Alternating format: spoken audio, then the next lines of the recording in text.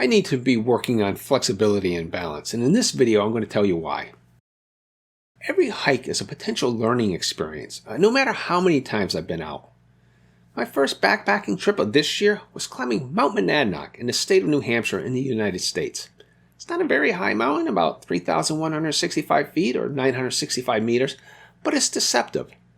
Not only is it the eponymous Monadnock, meaning an isolated peak, what might be called an Inselberg in Europe, it rises 2,000 feet above the campground where I start, and over half the elevation gain is in the last mile or so. I've climbed it 6 times in the past 5 years, following various routes. Sometimes it was the midpoint of a longer hike, sometimes near the start, and sometimes going up and back was the hike. First, I need to define what I mean and give some context. By hike, I mean moving by foot through the natural environment. We can argue about edge cases, is snowshoeing hiking, but you already have an intuitive feel for what's a hike. A backpacking trip is a hike involving an overnight stay and carrying the associated equipment like a sleeping bag and shelter. Now, I'm a 3-season backpacker. I live in a temperate zone and I just don't like staying out overnight in the winter. I generally only backpack from mid-spring until late autumn. Even though I hike in the winter, it's much less strenuous when I do and the hikes are shorter. My most recent substantial backpacking trip ended in September of last year, my through hike of the John Muir Trail in California. My day hikes have helped me maintain base fitness since then, but they don't replicate what I put my body through on longer backpacking trips. Climbing Mount Monadnock might be considered just a hike, but I typically carry a loaded backpack to see where I stand for this season. Again, it's not an easy climb, but it's not very long. My niece and I went up and back in about 6.5 hours for the 8 miles, with a half hour of that at the summit. We saw a lot of older hikers, including one who was hiking down the mountain barefooted, so while it's demanding, it's not out of reach for Golden Years hikers. On this hike, I noticed something was a little different. It wasn't overwhelming, but my niece even noticed it about me. There are a lot of rock climbs on this mountain, and we took the steepest route up. It's not technical mountain climbing requiring special equipment, just rock faces, often with limited toe holds. My problem was in flexibility and balance. I normally hike in shorts or even swim trunks, but this year the ticks have been particularly bad, so I went with long pants. They may have added to the challenge because they restrict movement to some degree. Still, I had problems getting my legs up some of the bigger steps, more than could be explained by wearing long pants. Coming down the hill, I was occasionally faced with bare rock, requiring tiny steps, and I had to grab tree branches to steady myself. This was compounded by minor fatigue after the climb up. These are caution signs, not alarms. It doesn't mean I'm going down an inevitable path. It means I need to add flexibility and balance exercises to my off-season routine. Many people think that hiking downhill must be easier, but when you're tired, it's far more dangerous. More falls and injuries occur descending steep slopes than climbing up them. A 2017 study for the years 2006 through 2014 of injuries in the Austrian Alps showed that 75% of injuries from falls were during descent rather than ascent. Interestingly, the average age for the group was 52 and a half, with 2/3 of them between 35 and 70, so Golden Years hikers are in this data. A viewer, Sierra Seb 3311, had this video suggestion.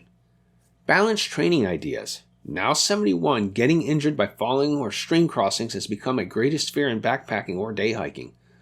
Though fall injuries happen to people of all ages, I now worry about being able to get back up. And that's the heart of the problem.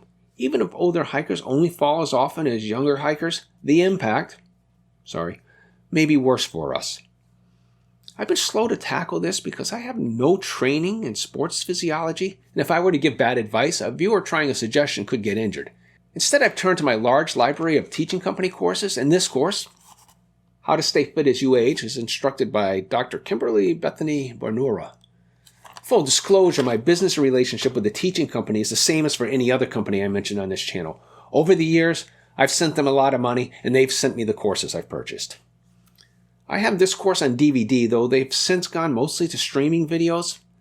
This 18-session course, at the time I recorded this, was available for streaming at $29 US. It includes 12 lectures and 6 half-hour exercise sessions. The entire course is worth a watch if you have the budget and the streaming capabilities. Lecture titles are listed here. Lecture 1, Aging with Optimism, seems especially pertinent to this channel. Lesson 15, Core Strength and Balance, addresses the viewer suggestion more concretely.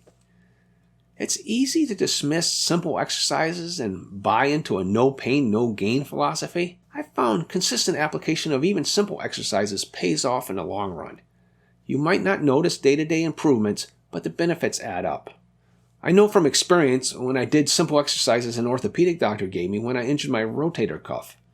I avoided the need for surgery. Of course, that's not guaranteed depending on the severity of an injury, but it's a good example.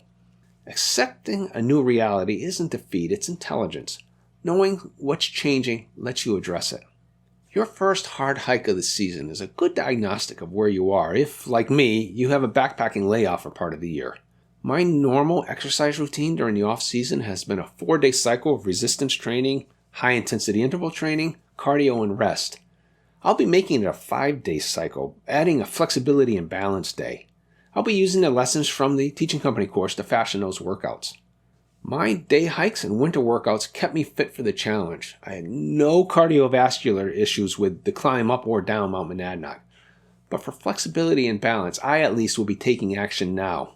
While I didn't answer the viewer's suggestion with a specific exercise program, I hope I made the case that it's worth pursuing. Whether you go to this Teaching Company course or just search YouTube for balance exercises and flexibility exercises to find something appropriate for you. If you found this information useful, please like, share, subscribe, and comment on this or other topics you'd like me to cover. And if you haven't seen this video, please take a look at it now. Thanks for watching.